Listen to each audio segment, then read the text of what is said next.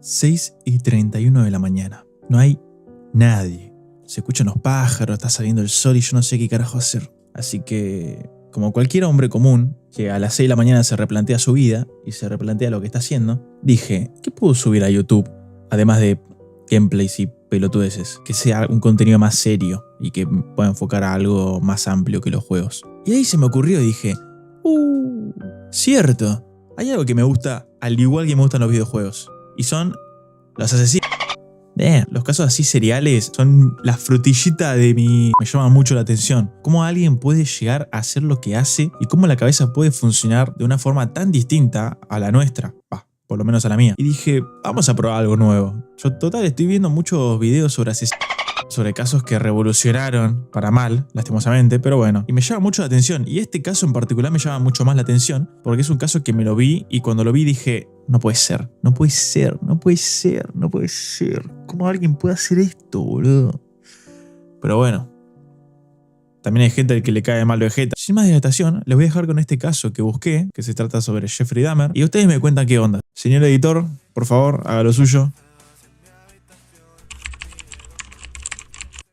Hoy les voy a hablar sobre una persona bastante conocida, pero no justamente por ayudar a los pobres, llamado Jeffrey Lionel Dahmer, o también conocido como el caníbal de Milwaukee, el carnicero de Milwaukee o el monstruo de Milwaukee. Se convirtió en uno de los nombres más temidos y repugnantes de la criminología. En este video vamos a explorar un poco sobre la vida de Dahmer, sus atroces crímenes, el juicio que lo condenó y cómo su historia sigue resonando en la cultura popular hasta el día de la fecha. ¿Qué se hacía el Magno Mephisto? Jeffrey Dahmer nació el 21 de mayo de 1960 en la ciudad de Milwaukee, estado de Wisconsin.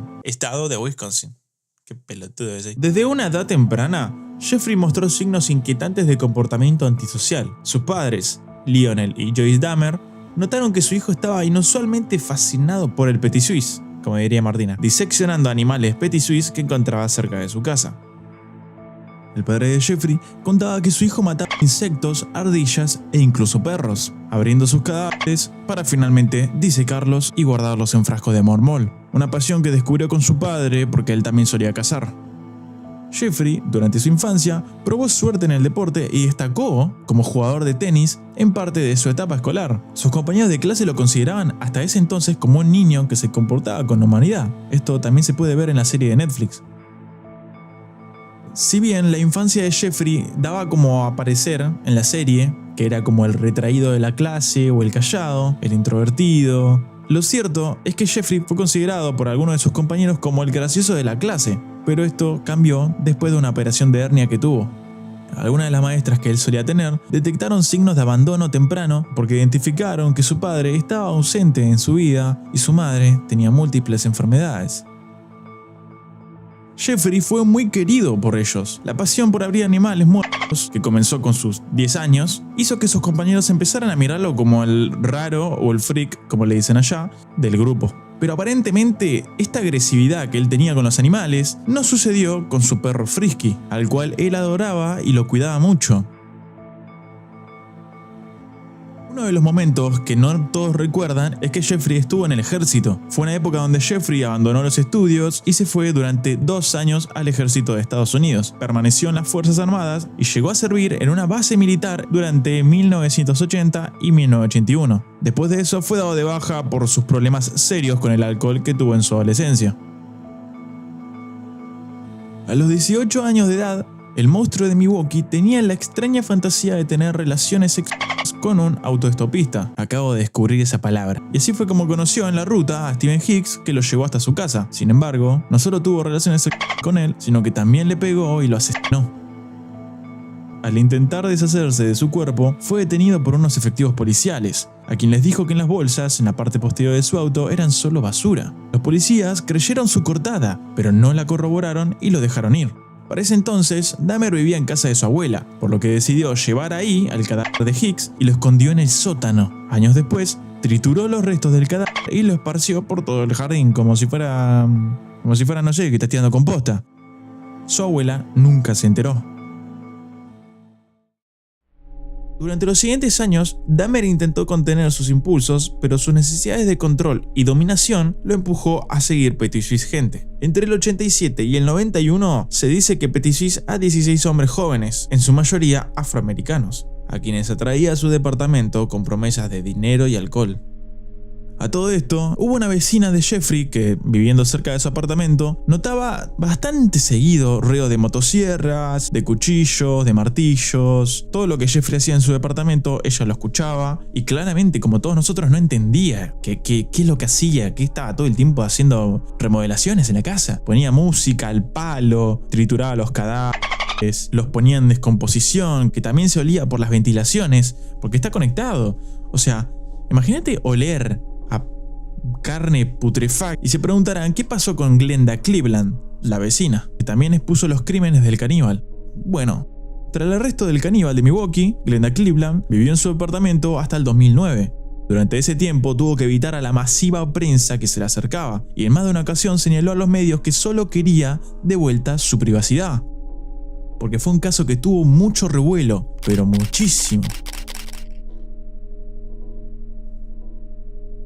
El 22 de julio de 1991, Tracy Edwards se encontraba en un bar con sus amigos, cuando Jeffrey se le acercó y les hizo una pregunta. Tracy fue el único de los 3 hombres que aceptó ir a su departamento por $100. En ese entonces, Tracy, de 32 años, no sabía lo que le esperaba en la casa de un asesino serial.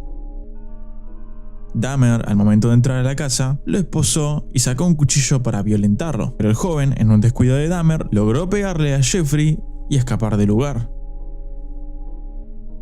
Cuando los oficiales ingresaron al departamento de Dahmer, lo que encontraron fue simplemente inhumano.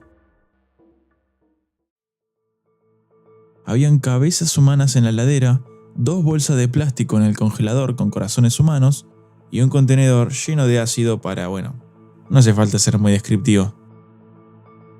El 17 de febrero de 1992, Dahmer, tras ser declarado culpable de 17 asesinatos entre el 78 y el 91, fue condenado a 957 años de prisión, 15 veces su cadena perpetua, lo que efectivamente garantizaba que Jeffrey iba a morir en la cárcel. Al final terminó siendo antes, pero no sé si es mejor o peor, la verdad. Durante su juicio, Dahmer confesó abiertamente sus crímenes. No pudo convencer al jurado de que su canibalismo y la necrofilia eran el resultado de la locura, como lo querían pintar, a pesar de que le diagnosticaron un trastorno límite de la personalidad. ¿Para qué digo Petit Suisse y después voy a terminar diciendo necrofilia, no? ¿Pero tenía algún trastorno? ¿O es solamente para bajarle la condena? Jeffrey fue diagnosticado con un trastorno límite de personalidad, un trastorno esquizotípico de la personalidad y un trastorno psicótico. Se dice que Jeffrey en el departamento tenía una pecera, donde el pez se muestra en la serie que es su único amigo, el piso con una alfombra blanca, sillones en el medio de la casa y una habitación desordenada y oscura. En estas imágenes podemos apreciarlas por las fotos de la cámara Polaroid con la que el caníbal fotografiaba a sus víctimas. En las imágenes también podemos ver una puerta aparentemente normal, pero fue sellada después de que su última víctima intentara escapar. Una cinta roja y un letrero de evidencia cubren el sombrío espacio. Dentro de un cajón que tenía Jeffrey en la pieza, se encontraron 80 Polaroids de personas muertas y desnudas, donde él posteriormente los colocaba en posiciones sexuales y asimismo los policías miraban estas imágenes al mismo tiempo que Jeffrey estaba intentando escapar, tomando imágenes a los cuerpos sin vida en sí enteros, también al antes, los hacía posar, miraban películas. Había como toda una previa, suena muy feo. Toda una ceremonia que Jeffrey hacía con sus víctimas. También se dice y se ve en la serie que él era muy fanático de Star Wars y del Exorcista, haciendo ver a sus víctimas la película del Exorcista 3 hasta el cansancio antes de proceder al Petit Suisse. En el 93, Jeffrey le permitió una entrevista a Inside Edition, en donde reveló las verdaderas razones para cometer los crímenes que lo hicieron un nefasto mito. Tenía estos deseos obsesivos y pensamientos de querer controlar, no sé cómo decirlo, poseerlos permanentemente, no porque estuviera enojado con ellos o porque los odiara, sino porque quería tenerlos conmigo, agregó. como que él, a mi parecer, encontraba como la conexión para que todas sus víctimas no se perdieran, sino que continuaran con él, como para tener como un recuerdo, un souvenir un poquito enfermo. Es como que él, al comerse sus partes o su corazón, su cuerpo básicamente, los llevaba con él de por vida. Esta obsesión que tenía Jeffrey de tomarle fotos a sus víctimas era, sumado a lo que decía de que le gustaba comérselos para quedarse con la parte de ellos, era también un motivo para llevarlos consigo. Esto, justamente, fue el detalle que culminó y que dio a relucir su faceta de asesino serial, porque fue lo que encontraron los policías al momento de allanar su departamento en el 91. Después de 2 años en la cárcel, el llamado monstruo de Milwaukee falleció el 28 de noviembre del 94. Y se preguntarán ustedes, ¿cuál fue su causa de muerte? Un compañero llamado Christopher Scarver lo mató en medio de un incidente confuso sucedido en la lavandería de la cárcel donde Dahmer cumplía su condena. Al momento de su muerte, Dahmer contaba con tan solo 34 años de edad. Si bien se hicieron hipótesis sobre las motivaciones que llevaron a su asesinato, todavía esto no está del todo claro. Scarver continúa en la cárcel por los delitos que se le atribuyen. Uno de los aspectos en los que los investigadores forenses hicieron hincapié para entender un poco los asesinatos de Jeffrey Dahmer fue el aspecto más evidente, que sería el vínculo familiar, porque posteriormente se supo que su familia era bastante disfuncional, marcada por unos continuos viajes de trabajo de su padre y por los problemas mentales que tenía su madre, los que pudieron haber influido en su personalidad y sus posteriores trastornos. El caso de Jeffrey Dahmer sacudió a una nación. Su historia se convirtió, más temprano que tarde, en un símbolo del mal inimaginable. Y los medios de comunicación no tardaron en convertir su nombre en un sinónimo de terror.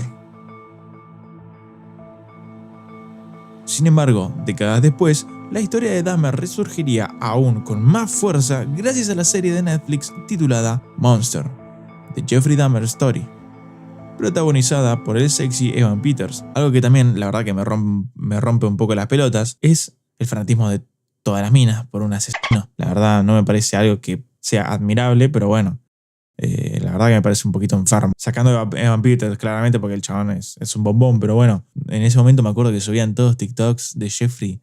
No, era cualquier... Como el chabón este que había Petit Suisse y las minas lo amaban porque, no sé, tenía el pelo de colores y era como medio estético. No, una pelota tremenda. La serie, claramente, fue criticada por las familiares de las víctimas por revivir un dolor que es francamente innecesario y lucrarse con su tragedia. Jeffrey Dahmer murió en la cárcel el 28 de noviembre del 1994, asesinado por otro recluso. Sin embargo, su legado oscuro aún perdura. Su historia es una advertencia aterradora sobre cómo la negligencia y la desconexión pueden dar a horrores tan inimaginables.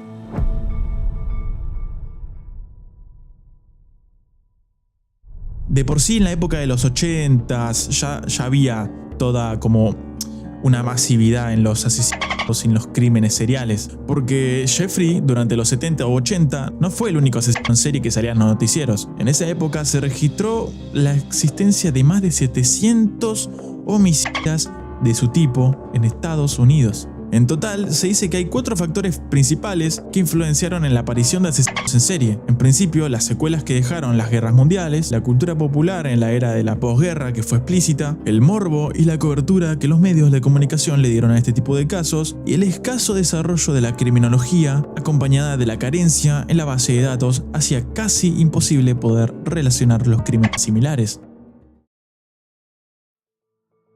Pese a que Tracy Edwards, el único sobreviviente de Dahmer, logró escapar y denunciar al caníbal de Milwaukee, no logró llevar una vida normal. Durante el juicio en el 92, en el cual se le condenó a Jeffrey a 15 cadenas perpetuas por el homicidio de 17 hombres, Tracy Edwards tuvo que testificar y relatar con lujo de detalles lo que vivió esa noche. Asimismo, desde el 2002, Tracy se convirtió en una persona sin hogar que iba de refugio en refugio. A partir de ese entonces, el sobreviviente acumuló un historial delictivo por posesión de drogas y robos.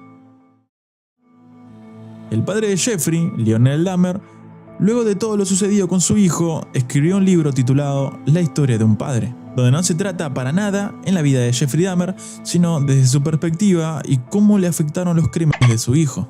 Pero, ¿qué pasó con el padre de Jeffrey? Lionel Dahmer nació en el 36, era un estudiante de química. Eso mismo causó que se alejara varias veces de su familia, ya que su sueño era conseguir un doctorado en dicha materia. Al lograrlo, los Dahmer se mudaron al estado de Ohio, Estados Unidos, donde Lionel empezó a trabajar como químico investigador en la universidad. En este momento fue cuando Jeffrey comenzó a tener pasión por los huesos, ya que su padre le mostraba todas estas técnicas y cómo preservar el esqueleto de los animales. Todo esto mientras la pequeña mente de Jeffrey se iba transformando. En el 2022, con 86 años, se dice que sigue vivo todavía, encontrándose lejos en la localidad de Sevilla con su actual esposa. Además de que el padre es del que más se habla por obvias razones, ¿qué pasó con la madre?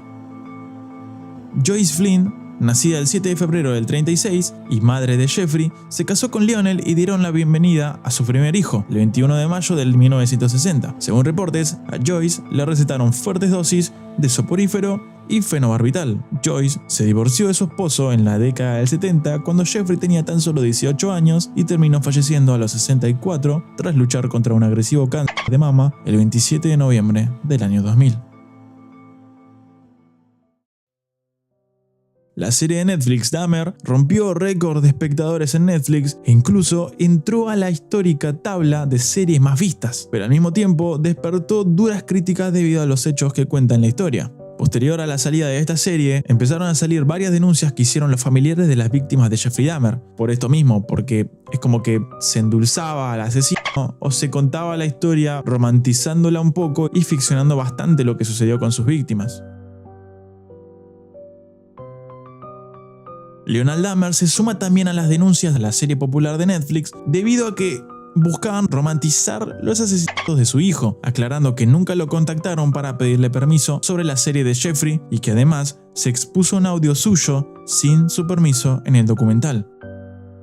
Katy Perry fue criticada por la letra de una canción popular que hace referencia a Jeffrey Dahmer. La cantante estadounidense Katy Perry estuvo en el ojo de la tormenta durante esa época a causa de la letra de su canción Dark House del álbum Prince del año 2013. Según los medios, en la letra se estaría como dejando entrever una romantización por el caso de Jeffrey Dahmer. Pero no voy a ponerme a buscar la letra de Katy Perry. Decime qué dice, qué fue lo que hizo que esté en el ojo de la tormenta. Esto es la línea de la canción, literalmente una sola línea, que dice: ella es una bestia, la llamo Karma, se come tu corazón como Jeffrey Dahmer. No lo voy a decir en inglés así que no me rompa la pelota. Pero Katy no dijo nada en los medios sobre esto.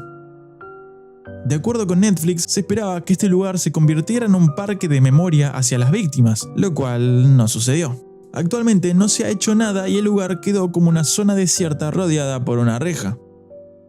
Sobre Jeffrey se muestran muchas cosas en internet, muchas cosas que no sé hasta qué punto están bien o mal, sino que están. Se venden todas las cosas de él, objetos que le pertenecían, toallas o remeras, cosas con su nombre, de todo, objetos de colección se dice, como cubiertos de plata, una biblia, fotos originales de la familia, y hasta le publicaron los lentes en internet, los lentes de Dahmer que costaban como unos $150.000 más o menos.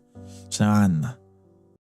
Se contaba por ahí que Jeffrey Dahmer tenía los ojos amarillos, esto debido a que el caníbal Milwaukee visitaba los bares donde conocía a sus víctimas usando lentillas especiales. Estos eran de color amarillo intenso, color que iba acorde con lo que él deseaba transmitir y le permitía identificarse con los antagonistas de las películas que más admiraba, como El Retorno del Jedi o El Exorcista 3. En realidad, Dahmer tenía los ojos azules y usaba gafas debido a que era corto de vista. Un mito que se estuvo diciendo fue que el actor que interpretó a Jeffrey Dahmer tuvo que llevar 2 años de terapia, lo cual no fue así, sino que fue por el papel de Kai Anderson, personaje de la serie de American Horror Story.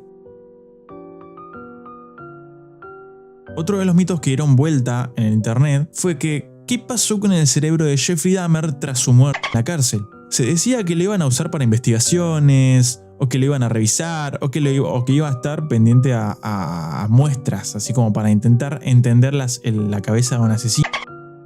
Pero al final se cremó.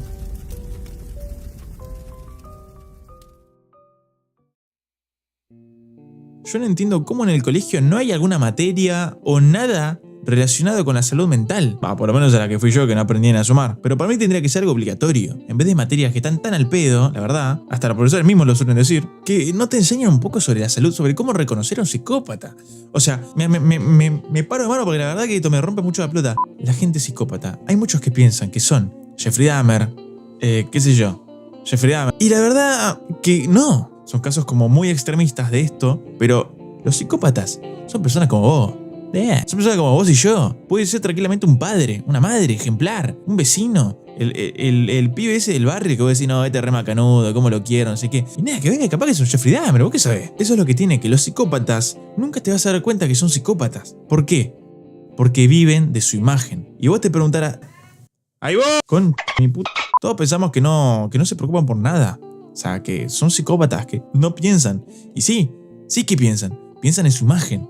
Si vos arruinás la imagen de un psicópata, lo arruinás a él, porque viven de eso. Viven para demostrar que son las mejores personas, viven para demostrar que son los mejores de la sociedad, que cumplen un rol, pero intachable. Son las personas, capaz que hasta puede ser esa persona que va todo el tiempo a comedores comunitarios, que va a barrios afectados, que va a hospitales, que le da hogar a personas sin casa. Puede ser tranquilamente un psicópata, porque justamente son de las personas en las que menos pensarías si pasase algo, y por ende les da más libertad para hacer lo que quieran, total. Nah, pero vos sabés de quién estás hablando. No, pero si Petito es un pan de Dios. No, ese pibe nada que ver, boludo, está flasheando. Para mí que no. Justamente las mejores personas son las que más te tenés que preocupar. Bueno, tampoco tan así, igual. Capaz que hay un chabón que es un pan de Dios y lo tachan. Mirá Luisito Comunica. Luisito Comunica es un chabón de la puta madre. Es un pibe, es un chabón ejemplar. O sea, vos lo ves y te cae de risa. A ver si mira qué carismático, Luisito. A ver si cae de risa. Y capaz que... ¿Qué sé yo? Y capaz que... Nah, inchecable, No, Luisito, todo bien, te banco. Menos Vegeta.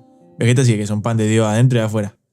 Ahí, quedó medio raro. Pero bueno, eso me rompe un poquito los huevos porque no se enseña nada sobre esto en el colegio. Y es como lo básico para salir a la vida. Vos salís de la vida aprendiendo tantas cosas, menos cómo reconocer a una persona psicópata. Y eso lo vemos también en las parejas, lo vemos en cualquier tipo de contexto. O sea, no es como un caso aislado, que son asesinos.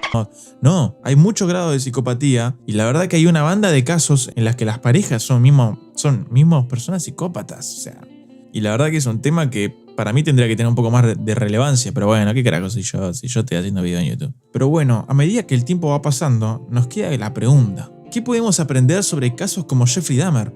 Quizás la lección más importante es que debemos prestar un poco más de atención a los signos de peligro que vemos a diario, y que a veces los monstruos no están escondidos en las sombras, sino que viven entre nosotros. Si te gustó el video, me encantaría que te suscribas o que actives la campanita o que comentes algo, sea bueno o sea malo, si querés bardear. Pero principalmente, ¿qué opinás vos sobre la forma en que los medios de comunicación agarran estos casos? ¿Te parece bien todas las materias que dan en el colegio, en la primaria, secundaria? Por lo menos en la secundaria, en la primaria está bien, total son todas huevadas, no te vas a acordar un carajo. Pero en la secundaria la verdad que para mí es muy importante porque hay mucha gente que se da cuenta muy tarde. Y la verdad que me abrió mucho los ojos, por más de que parezca una pelotudez, pero los videos de Martina me abrieron mucho los ojos porque habla mucho sobre los psicópatas y habla mucho sobre cómo viven entre nosotros y no nos damos cuenta porque no te enseñan a cómo reconocer a una persona psicópata o cómo darse cuenta de ciertos aspectos que todos siguen por ley, porque los psicópatas son todos iguales, son iguales, parece que no, parece que cada persona es un mundo, parece que cada persona es diferente, pero no, los psicópatas siguen un manual y siguen una estructura, porque tienen una estructura mental que es diferente a la nuestra, pero entre ellos es la misma. Y reconociendo indicios que todos dan es que podemos percatarnos a tiempo y evitar situaciones de mierda o evitar terminar casado 20 años con una persona que es psicópata. Por esto mismo, porque te agarran y te cagan la vida. Así que nada, como diría un viejo amigo, si no nos volvemos a ver, buenos días, buenas tardes y buenas noches. Y es que estás y no estás, pero